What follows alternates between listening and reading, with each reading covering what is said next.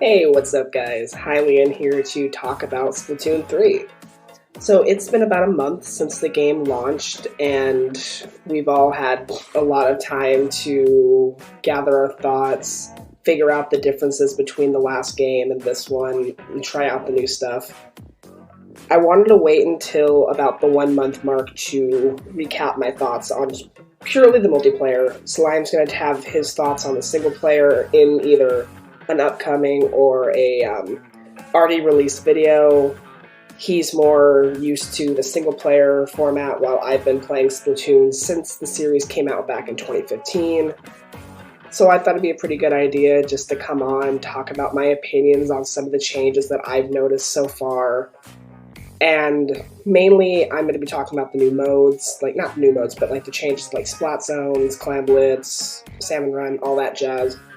As well as my opinions on some of the new Splatfest changes, specifically the tricolor turf battles.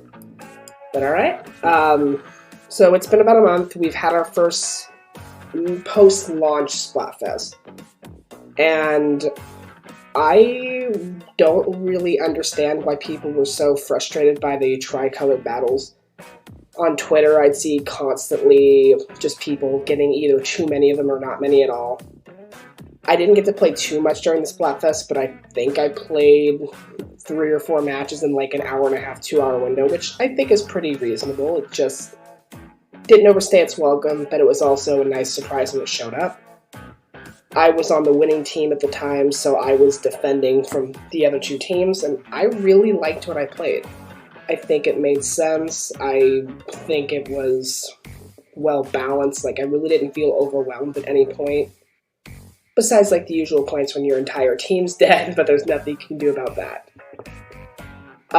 Besides that, I didn't really notice too many Splatfest changes. I admit, throughout Splatoon 1 and 2, I played them pretty casually, so I didn't really take advantage of, like, the rank-up system and all that jazz, like the getting the t-shirt early before the Splatfest and getting chunks and stuff like that. I didn't really do any of that stuff. It wasn't really my thing.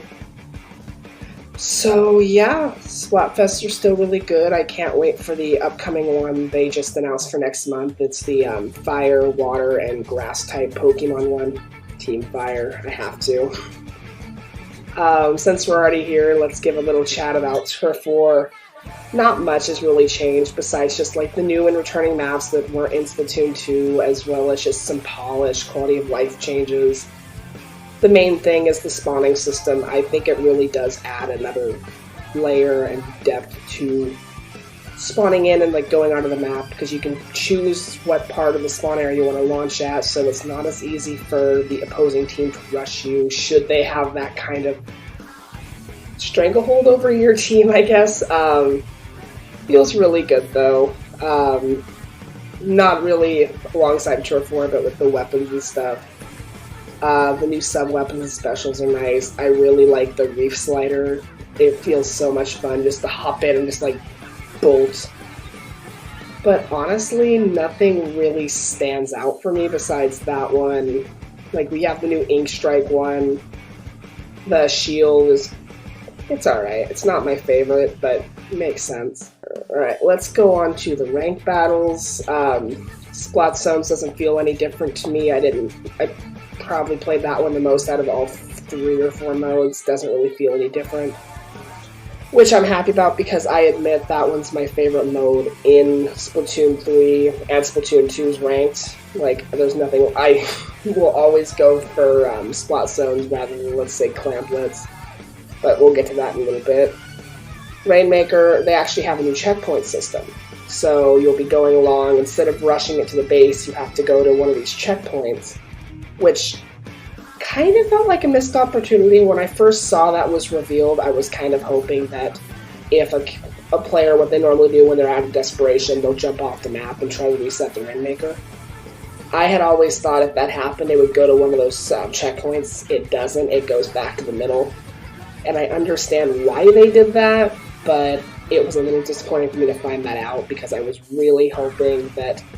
I mean, if you're going to jump off like that, whether whose team it should have a little bit of consequence, but I'm not going to get too upset about it. It's obviously not that much of a big deal. Besides that, that was the only big change in Rainmaker that I noticed. I don't think there's any changes really to tower control. I mean, there was already checkpoints and stuff like that, so there's not really a whole lot you can change, so no problems there, all good. And I feel like this is a popular opinion, but I really just do not like Clan Blitz. It's not even a huge, it just feels like a lot of matches end with not a whole lot of points being scored, just because it's rather difficult to not only get the amount of clams that you need, which is 8 now instead of 10, which is a very nice change. It's not a whole lot, but it is noticeable. But to get that, and then to take it to the other team's goal and score it, it's a lot more execution, a lot more room for error, so a lot of the times it feels like not a whole lot is happening, just besides killing and being killed and all that jazz. I mean, it's a fine mode, I'm not going to pass up playing it when it happens, but not my preferred mode, and I admit if it's in like series or something, I'll play like open or whatever and just ignore it. But yeah, those are the main rank modes. I think a lot of the bigger changes came in the form of Salmon Run. Now there's all of the big enemies, like bosses and stuff from Salmon Run Splatoon 2 came back alongside with a bunch of new ones. Like there's this really cool UFO one, you have to kill the guy at the top. Really fun. There's a one that'll like bring in like a really like tall column you have to climb up and kill. There's a whole lot of new scenarios and stuff, and I really like the new maps that they brought back. So that was quite nice. Salmon Run has always been one of my favorite modes, just in general, just because of how varied and fun it would be. Obviously, if you have a day with bad rotations with the weapons, you really don't want to play it, but it's always open now. You don't have to wait for it to be open. So I know in Splatoon 2, a lot of, like, they did better about it later on in the lifespan of Splatoon 2, but during launch window, it was closed for like a day or two at a time, and you just could not play Salmon Run.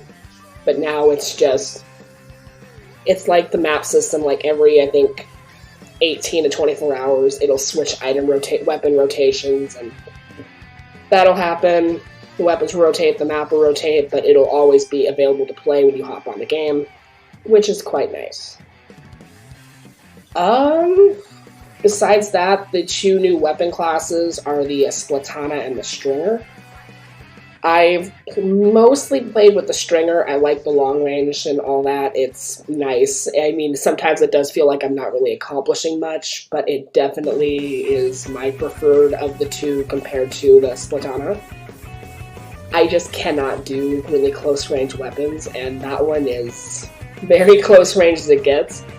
So it's fun, but definitely not my way of playing it, and I don't think the Stringer is either, unfortunately. I've always been like a dually or an end zapper kind of guy, so take that what you will. But yeah, a month in, we still haven't gotten any new updates. I'm kind of hoping we're going to get a new map here pretty soon. I know we're not getting any new catalogs or weapons and stuff, like clothing, until like each 3-month gap, like time period, but I'm really hoping they pull like a Splatoon 2 and we get a new map every 3 to 5 weeks, so we're already getting close to that 5-week mark, so hopefully it's pretty soon.